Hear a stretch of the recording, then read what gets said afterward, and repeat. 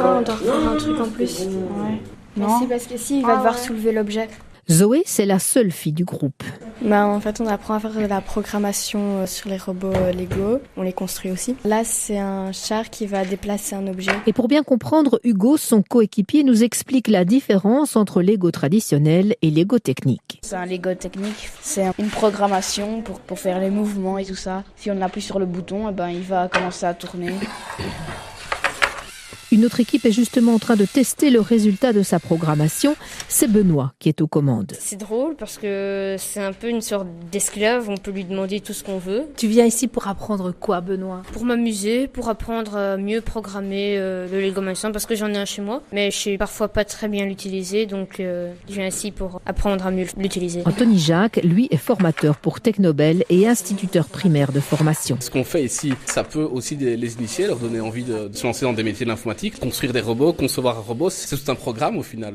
Et c'est des métiers auxquels on forme très peu et dont on aurait évidemment besoin demain. Et initier ces jeunes ici dans ce stage, c'est aussi leur apprendre qu'en fait, les objets qu'on utilise déjà utilisent tout plein de technologies qu'ils sont plus à même de comprendre quand ils ont manipulé les Lego. Imaginer, tester, créer, programmer, autant de mots-clés pour ces fans des petites briques qui se préparent peut-être tout en jouant au métier de demain.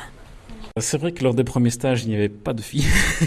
Donc, c'est une première aussi pour nous d'accueillir une jeune fille qui est évidemment la bienvenue. Et c'est vrai qu'on remarque même dans nos formations à destination des demandeurs d'emploi, donc des formations d'adultes, on remarque qu'il y a très peu de filles ou de jeunes femmes qui s'inscrivent dans des parcours informatiques.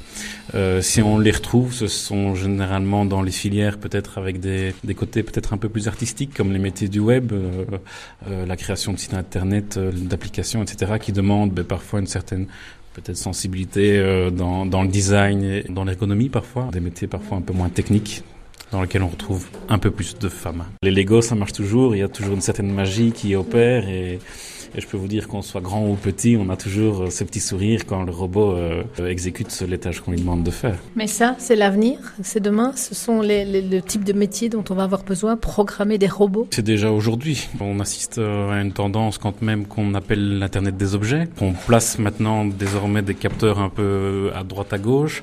Derrière ces capteurs, ce sont des programmes informatiques qu'il faut coder, qu'il faut créer et on retrouve de la programmation, mais aussi les métiers de l'ombre, comme j'appelle toujours ça, c'est-à-dire toute l'infrastructure qui permet aux données de véhiculer, de passer d'un ordinateur à un autre ordinateur. Et donc l'informatique, oui, plus que jamais, c'est l'avenir.